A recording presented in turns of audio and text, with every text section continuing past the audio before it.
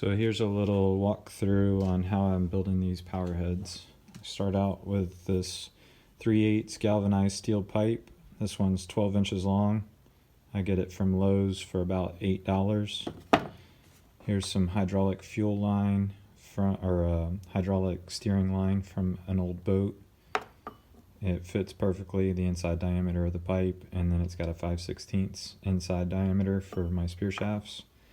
I've got 357s and then 243, and what I did is I just cut this one piece of pipe down an inch longer than each round to allow for the rubber tubing to go into, so the shaft can have something to hold on to and straighten out to have a good straight shot on the primer. So these are cut roughly a little bit over 2.5 inches long. The 243 has quite a bit more on it just because it was left over the pipe. I've got some 2-part epoxy mixed up, and I will dip the round in there and then slide it in rim first. I've already got some tubing placed into each one, and then I'll let that cure. And what that'll do is that will seal in between the tubing and the round itself, the rim of the round. And after that's already sealed up and cured, then I will go back through, mix up more epoxy, and pour through the top on the bullet side to fill it all the way up to where it's just over top of the lead. And that should watertight everything. The finished product here, these are the 357s. You can see the primer clearly.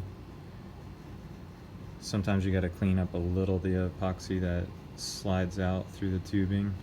I usually just take like a screw or something like that. That way it'll kind of pull it out. So they're completely encased. You can see right here, they go right over top. They sit pretty snug. They don't really have a lot of wiggle room or play or anything like that, especially with the inch of tubing, and they hold pretty good with the threaded shafts, so you don't really have to worry about them sliding off if you're pointed down, and you don't have to screw anything on. You don't have to thread any locks on there. It's a one-time use. Sometimes the tubing stays on the shaft from the blowback, but it can be cut off or pushed off as long as it doesn't get up over top of the flutes, and you can always throw a second one on if you need to.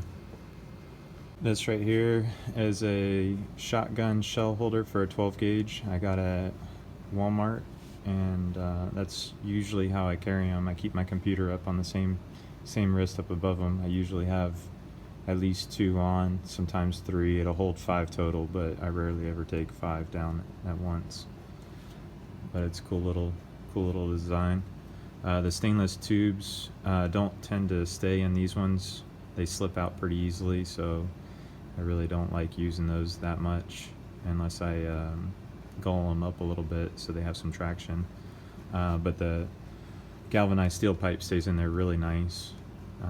You just slide them out and throw them on your shaft when you need them. You can shoot AJs, cobia, sharks, big grouper, big snapper, whatever you need. If you get a grouper rocked up in a ledge and he's got his gills flared out, you can always power head him and it'll loosen him up to where you can pull him out with ease.